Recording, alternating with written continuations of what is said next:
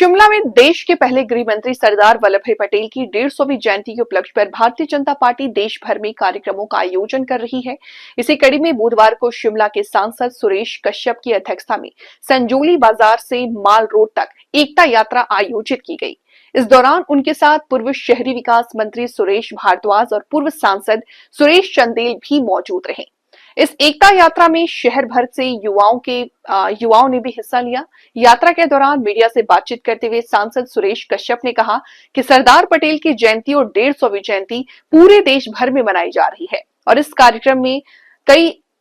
कार्यक्रम को आयोजित करने में कई लोग जुटे हैं। साथ ही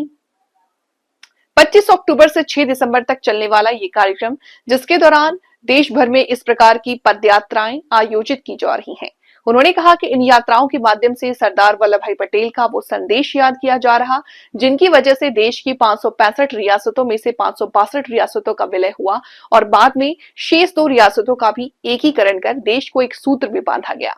सरदार पटेल को याद करते हुए उन्होंने कहा कि जिस प्रकार उन्होंने देश को संगठित किया, उसी तरह हमारा देश आगे भी संगठित होकर प्रगति करे। उन्होंने कहा कि सरदार पटेल की रियासतों को जोड़कर भारत माता का निर्माण किया था। सांसद ने कहा कि आज देश के प्रधानमंत्री मोदी जी को आगे ले जाने का कार्य कर रहे हैं। जिस प्रकार से हम दुनिया की चौथी सबसे बड़ी अर्थव्यवस्था बने हैं और सबसे तेज गति से बढ़ने वाली अर्थव्यवस्था भी है, उसी तरह अगला लक्ष्य है कि 2047 तक भारत विश्व गुरु बने और विकसित राष्ट्र के रूप में खड़ा हो। इस यात्रा का उद्देश्य भी यही संदेश देना है। सरदार वल्लभ भाई पटेल जी, जिन्हें लौह पुरुष के रूप में इनके नाम से हम जानते हैं, भारत रत्न सरदार वल्लभ भाई पटेल जी, उनकी जयंती और 150वीं जयंती पूरे देश भर में मनाई जा रही है और उस क्रम में बहुत सारे कार्यक्रम आयोजित किए जा रहे हैं। एकता दिवस जो 31 अक्टूबर को, जिस दिन उनकी जयंती थी, उस दिन पूरे देश भर में यूनिटी रन आयोजित की गई और उसके बाद ये क्रम 25 अक्टूबर से लेकर 6 दिसंबर तक चलने वाला है, जिसमें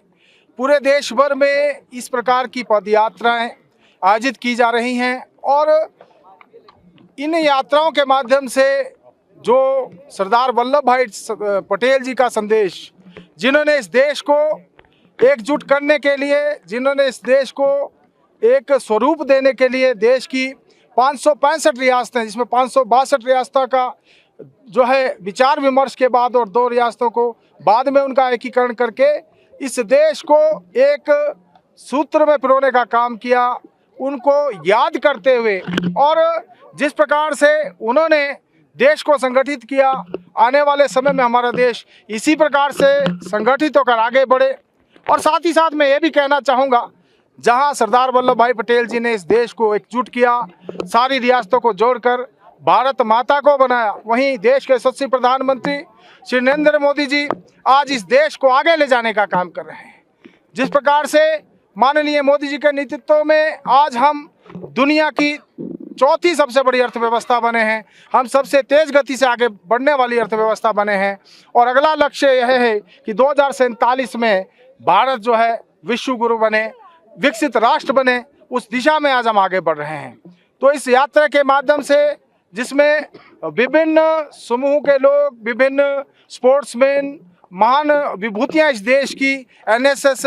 NYK और दूसरे स्वयंसेवी संगठन आगे आ रहे हैं, सब मिलकर इस यात्रा में इकट्ठा चलते हुए एक ही संदेश के साथ कि हम मिलजुल कर एकता के सूत्र में बढ़ते हुए इस देश को आगे ले जाएंगे, इस देश को 2047 में विकसित राष्ट्र बनाएंगे। और साथ ही मैं ये भी कहना चाहूँगा कि ये देश के यशस्वी प्रधानमंत्री श्री नरेंद्र मोदी जी हैं, जिन्होंने इन महान शख्सियत, चाहे वो सरदार वल्लभ भाई पटेल जी हों, चाहे डॉक्टर भीमराव अंबेडकर जी हों, चाहे बिरसा मुंडा जी हों, या फिर बहुत सारे जो ऐतिहासिक क्षण रहे, हम 150वीं जयंती वंदे भारत की मना रहे हैं। इन सब घटनाओं को और इन सब महान विभूतियों को, जिनका इस देश के लिए बहुत बड़ा योगदान रहा, उनकी स्मृति में इस प्रकार के कार्यक्रम आयोजित करना, इस बात को लेकर माननीय नरेंद्र मोदी जी का मैं धन्यवाद करना चाहूँगा, उनका मैं आभार प्रकट करना चाहूँगा। सर, एक ये जो प्रोजेक्ट्स हैं, ये हिमाचल प्रदेश को वापस मिलने चाहिए क्या? देखिए, जैसा मुख्यमंत्री जी ने कहा है और मैं समझता हूँ हिमाचल प्रदेश का जो हिस्सा है। जब प्रदेश के 3 राज्य अलग अलग बने हैं तो हिमाचल प्रदेश का जो हिस्सा है वो हिमाचल प्रदेश को निश्चित रूप से मिलना चाहिए। और